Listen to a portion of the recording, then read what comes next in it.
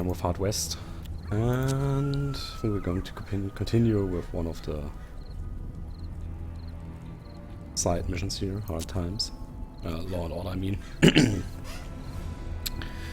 Harnessing the meteor's power, the cure to the plague of madness was Delir's greatest triumph, and Grand Inquisitor Cervantes intends to eradicate it from history. Follow Cervantes as he tracks down and exterminates Delir's supporters in an attempt to bring down the man himself. This is basically a follow-up to Method the Madness, where you play Delir and you try to, you know, like,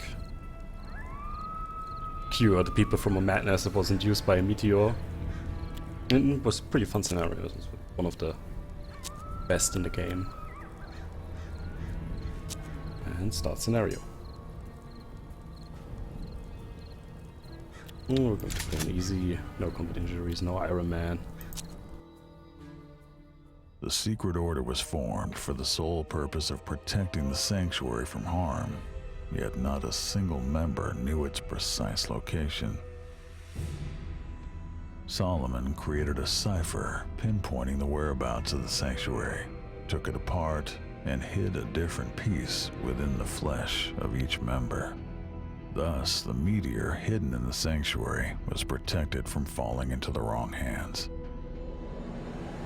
He sought this power and sent the Grand Inquisitor to find it, no matter what the cost.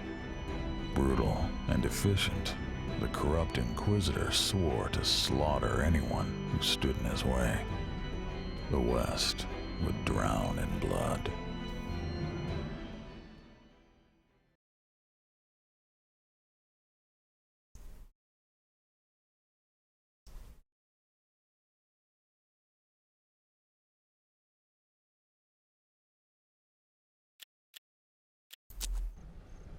Grand Inquisitor Cervantes and his trusted lieutenant Joaquin Perez saw the armed guards and knew this was no simple farm. This clearly was the location of Solomon Delir's stronghold.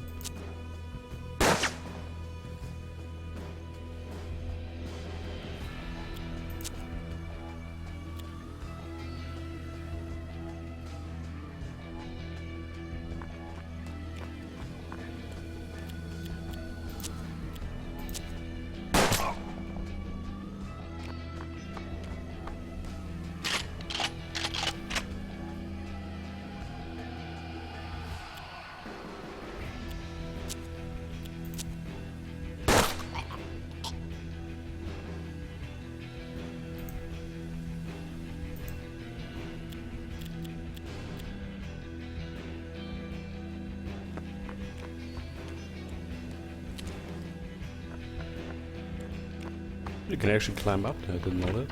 Interesting. In their haste to flee, someone had left the safe open. Though nearly empty, Cervantes took what was left. Every little bit would help to finance his noble cause.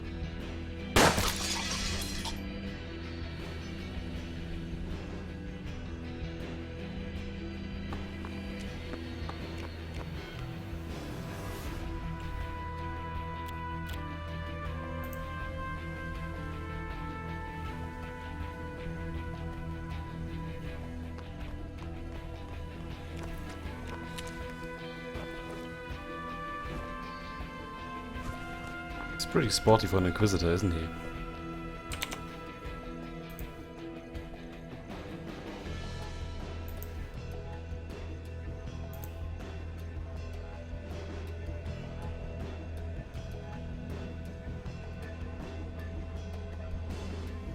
Commotion could be heard coming from the shed. Most likely, it was Solomon and his guards lying in wait, hoping to catch the intruders by surprise. It was then that the Inquisitor saw the curious wires leading into the barn.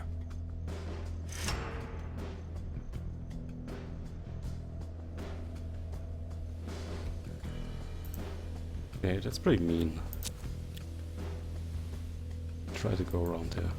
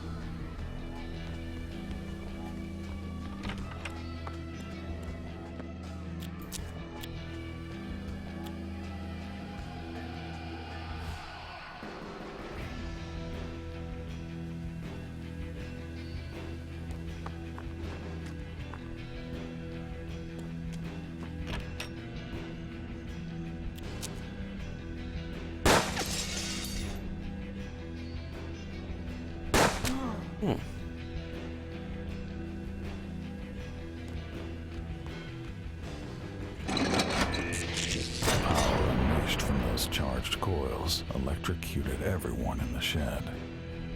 The blast from that burst of energy blew the doors wide open. Delir was dead. His demise seemed almost too easy.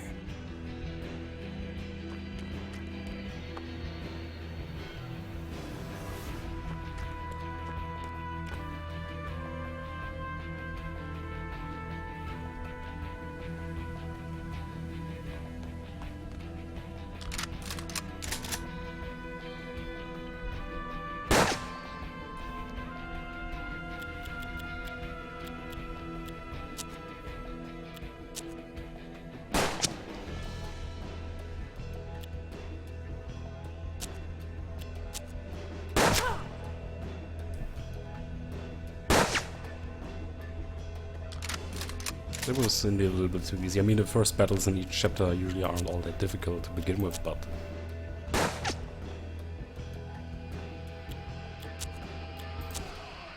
Cervantes approached Delir's body. One look at his face, and the Inquisitor knew he'd been hoodwinked. The dead man was a decoy, an imposter. Cervantes spat on the corpse and left in a furious huff.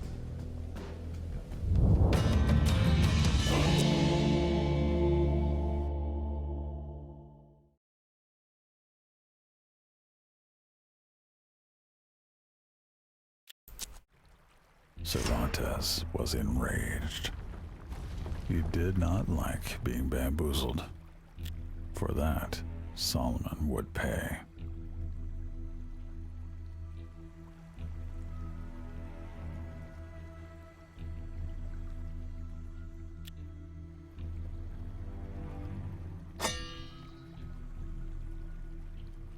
So we went to the altar.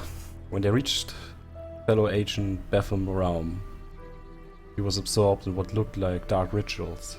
Still, Paris trusted the Inquisitor would not tolerate a man's company were there any doubts about his godliness.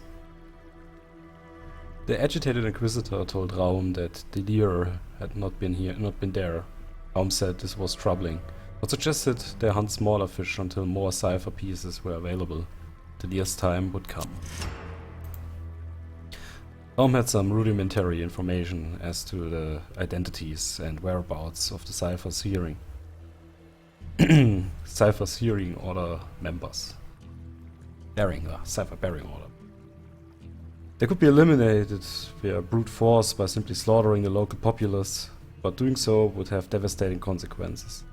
Baum was confident he could pinpoint the culprits quite accurately, though if he had the correct ingredients for his ritual. He left the decision to Cervantes. Baum knew of 3 Order members who carried cipher pieces in their flesh.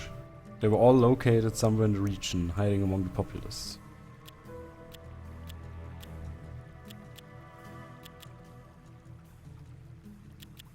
Oh, the dog sounds nice.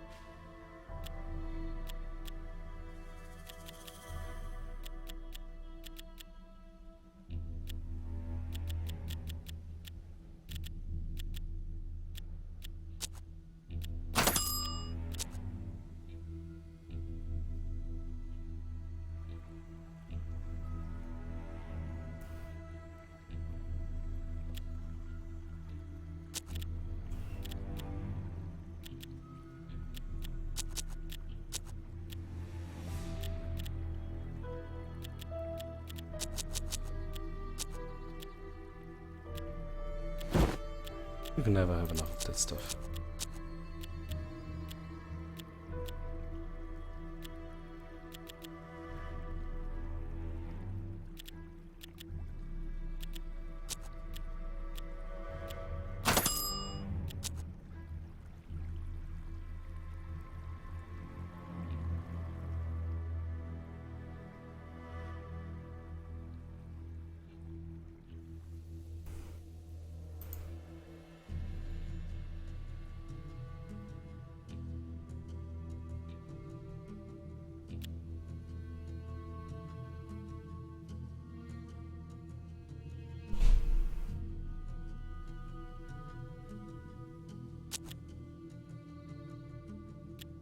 Okay.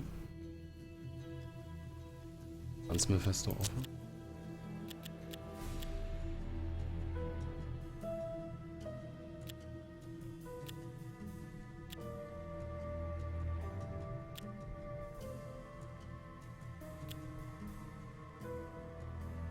Quadruple Shotgun.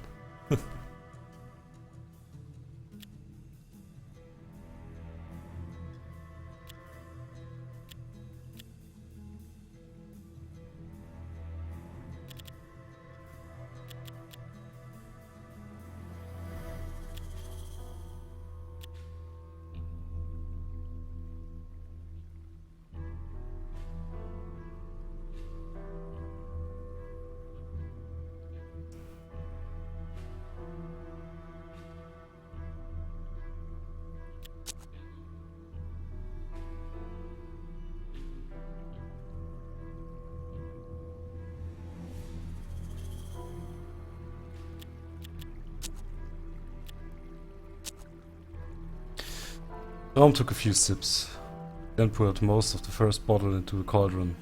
He put the second bottle away for later. Then he proclaimed that the man that needed to die was Laszlo, dockworker's foreman.